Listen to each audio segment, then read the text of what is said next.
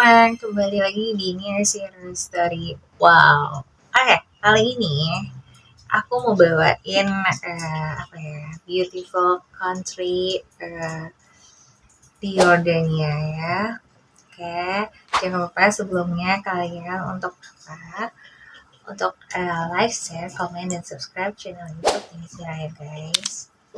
Oke, teman-teman, ini aku lagi setting dulu cahayanya. Oke, sudah. Kali ini aku bercerita tentang negara yang sangat indah di bagian wilayah Arab, yaitu negara Yordania. Tapi indah juga ya negara kita Indonesia. Jadi, aku ada rencana mau pergi sama anak-anakku liburan ke Yordania. Udah sih urus paspor dan visa. Visanya mungkin akan terbit 15 tahun lagi. Jadi tunggu aku di Yordania 15 tahun lagi. Terus kalian umroh dan naik haji ya. So, kita mulai ya. Yordania, bahasa Arabnya adalah Al-Urdun. Al-Urdun nama resminya Kerajaan Hasimiyah Yordania. Al-Mamlaka Al-Urduniyah Al-Hashimiyah adalah sebuah negara monarki di wilayah Arab Levant atau Syam ya. Yordania berbatasan dengan Suriah di utara, Irak di timur laut, Arab Saudi di tenggara dan selatan guys, Israel dan Palestina tepi barat di barat ya. Yordania juga merupakan satu-satunya negara di Levant yang menggunakan sistem pemerintahan monarki konstitusional guys ya. Oke. Pada zaman dahulu, wilayah yang kini bernama Yordania merupakan jantung peradaban kuno yang diuntungkan oleh letak geografisnya di kawasan bulan sabit subur yang meliputi Babilonia dan Kanan, guys. Wow. Kemudian, Yordania menjadi rumah bagi beberapa kerajaan kuno, meliputi kerajaan Edom, Moab, Ammon, dan kerajaan Nabat yang menonjol atau Petra. Ya. Tetapi melintasi berbagai era sejarah yang berbeda-beda, sebagian wilayah ini menjadi di bawah kendali beberapa kekuatan tetangga, guys. Seperti Mesir kuno pada masa peperangannya dengan Babilonia dan Hittite. Dan pada beberapa periode yang berlainan oleh Bani Israel yang diambil pada masa penahanan Babilonia dan yang kemudian dikalahkan oleh Bani Moab seperti yang tertulis dalam Batu Moab ya.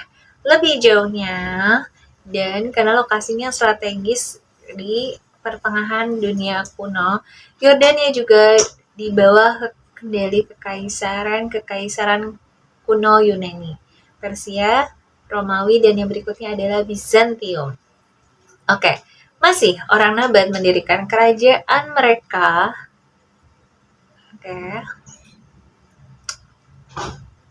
Yang meliputi sebagian besar wilayah Yordania modern dan wilayah lain yang berdekatan selama beberapa abad guys, sebelum akhirnya ditaklukkan oleh Kekaisaran Romawi.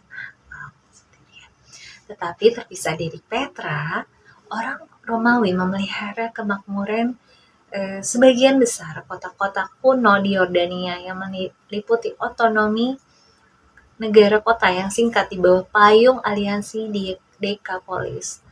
Dengan mundurnya Kekaisaran Romawi itu guys, tetapi terpisah dari Petra. Ya, jadi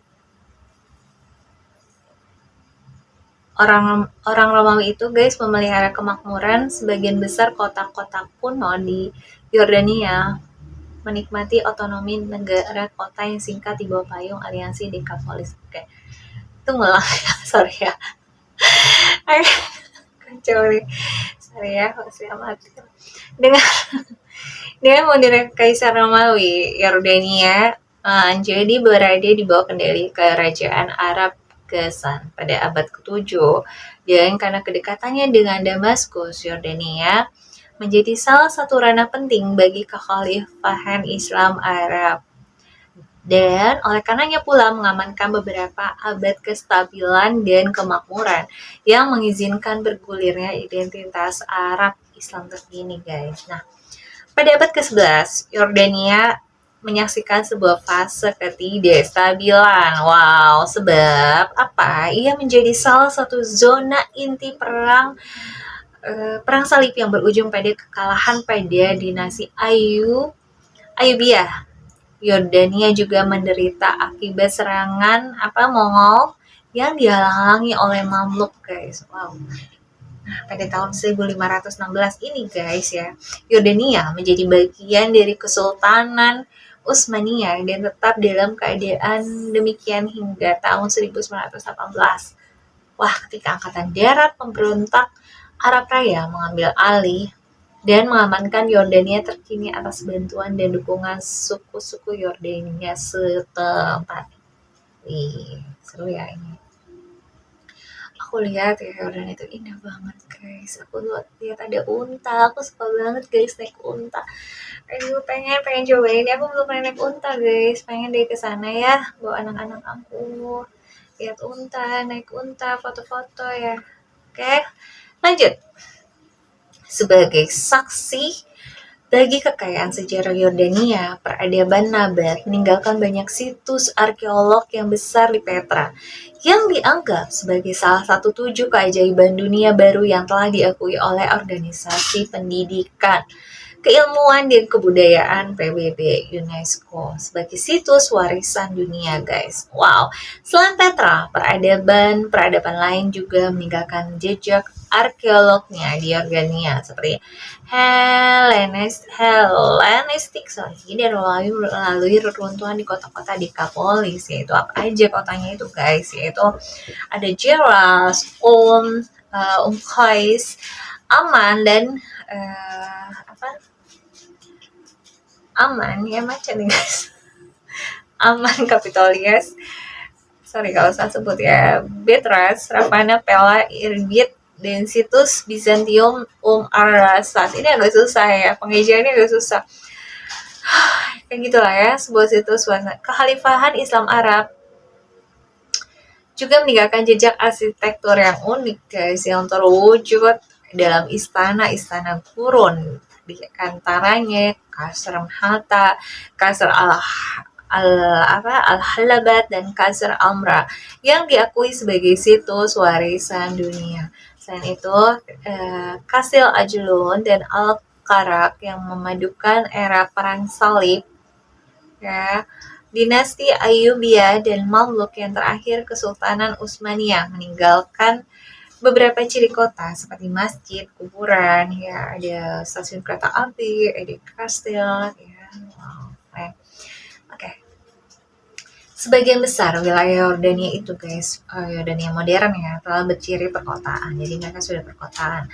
Yordania digolongkan sebagai negara dengan tingkat pembangunan manusia yang tinggi.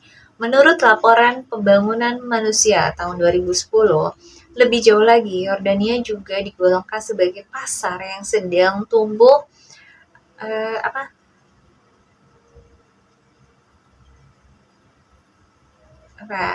yang sedang tumbuh dengan sebuah ekonomi pasar yang bebas menurut CIA World Factbook, bukan Facebook ya, guys, Factbook ya, gitu udah.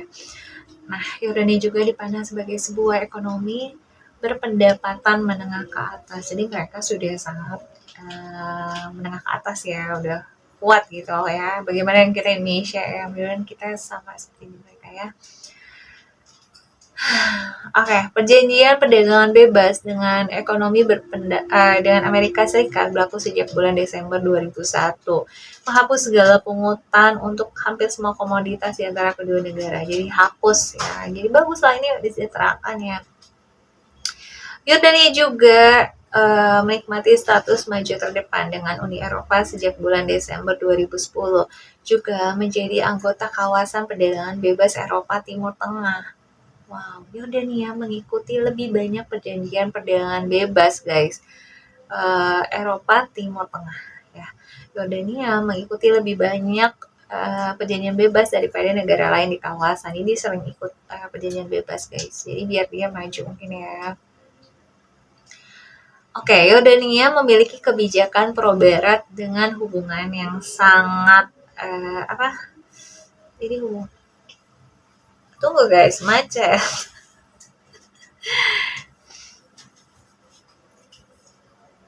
Dan hubungannya sangat akrab dengan Amerika Serikat dan Britania.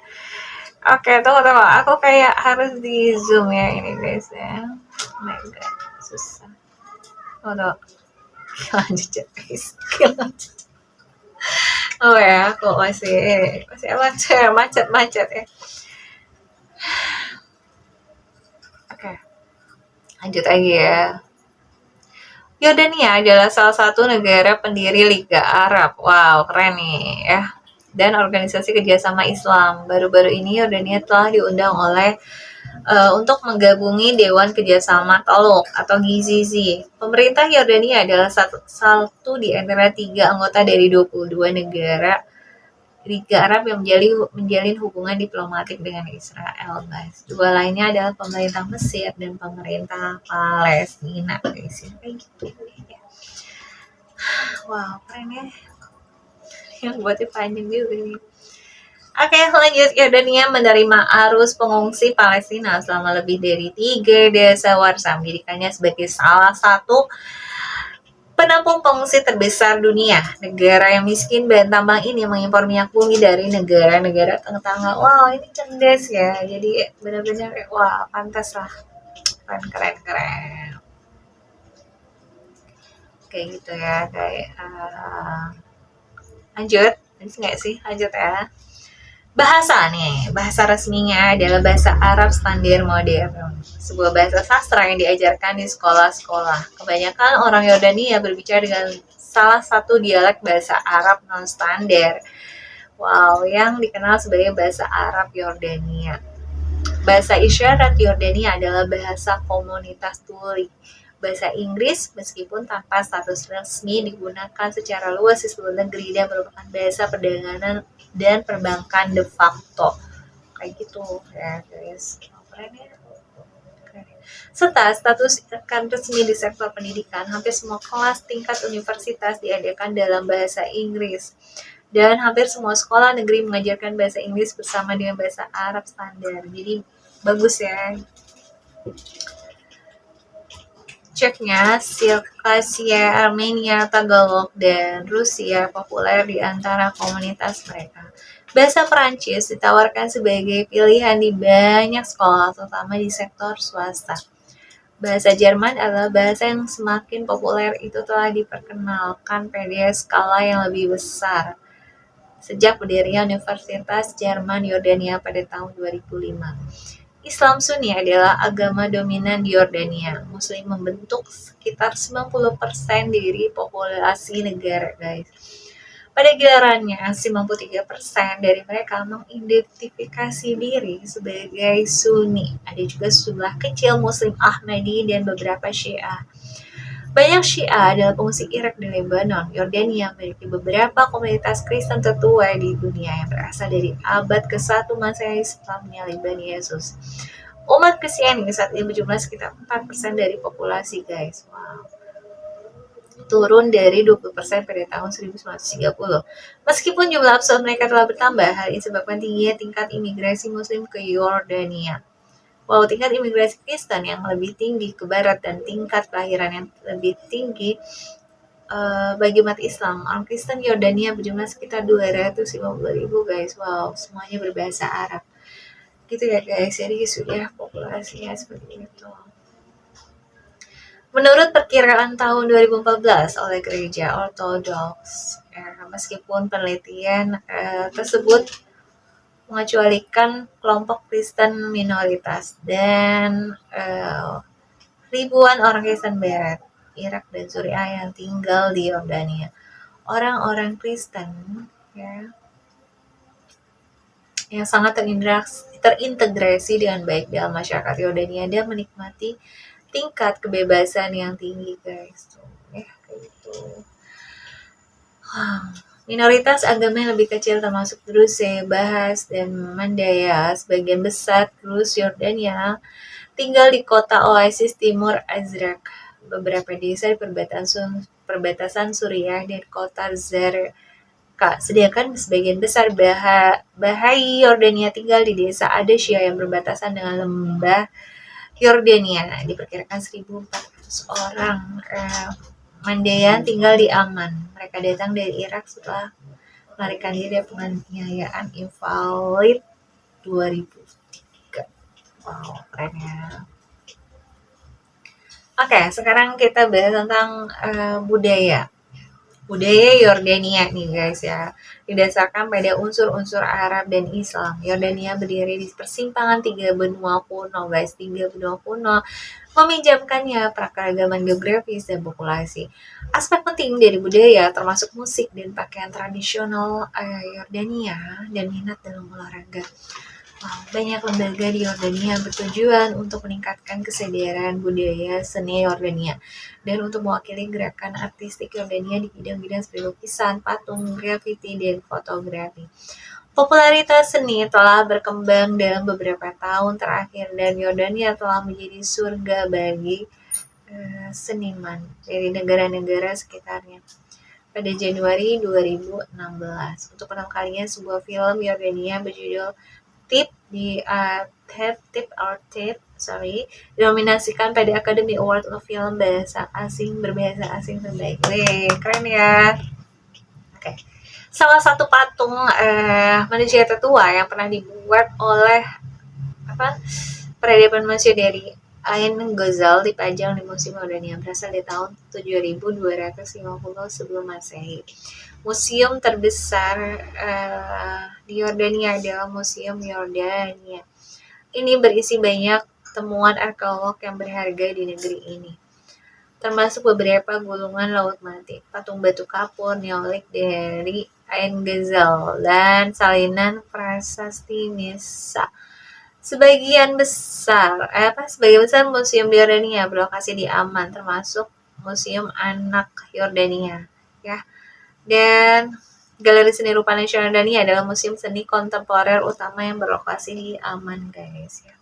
Jordan meluncurkan museum militer pertama di lepas pantai Aqaba, guys. Beberapa kendaraan militer termasuk tank, pengangkut pasukan, dan helikopter ada di museum. Seperti itu ya, guys ya. Jadi oke. Lanjut kita bahas tentang musik ya. Musik di Yordania kini berkembang dengan banyak band dan musisi baru yang kini populer di Timur Tengah.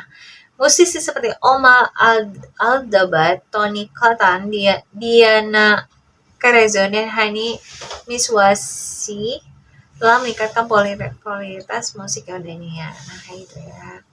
Oke.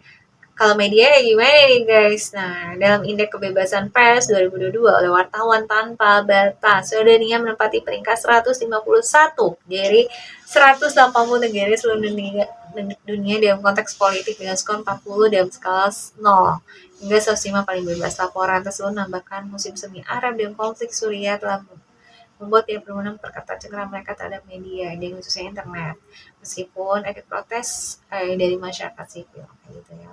Oke, untuk kuliner, penghasil zaitun terbesar ke-8 di dunia. Kalian tahu nggak sih Yordania itu penghasil zaitun ke-8 terbesar? Wow. Aku suka pakai minyak zaitun tuh guys untuk massage ya, untuk body massage. Dan untuk kulit juga bagus banget. Minyak zaitun merupakan minyak goreng utama di Yordania. Makanan pembuka yang umum adalah hummus, yaitu halusan kacang polong yang dicampur dengan tahini, lemon, dan bawang putih. Nah, full medames adalah makanan pembuka terkenal lainnya, makanan khas pekerja sejak itu sampai ke meja kelas atas. Jadi dia hidangan Yordania paling khas adalah mansaf, guys. Tuh, hidangan nasional Yordania, simbol keramahan Yordania dan pengaruh oleh budaya Badu. Seperti ya, teman-teman. Itulah cerita singkat tentang Yordania yang indah dan syarat dengan sejarahnya. Oke, guys. Demikian ya tentang negara yang sangat indah di Yordania. Mudah-mudahan kita bisa kesana ya, main lihat keindahan di sana itu. Aku lihat fotonya mau merinding guys. Aduh, itu banget ya, kapan bisa kesana. Oke, aku udahan dulu. Aku langsung live ya, aku sama teman aku. Makasih banyak yang udah dengerin story. Nanti kalian mau request story apa boleh DM aku ya. Terima kasih. Jangan lupa untuk like, share, komen, dan subscribe channel YouTube-nya Sir. Bye-bye.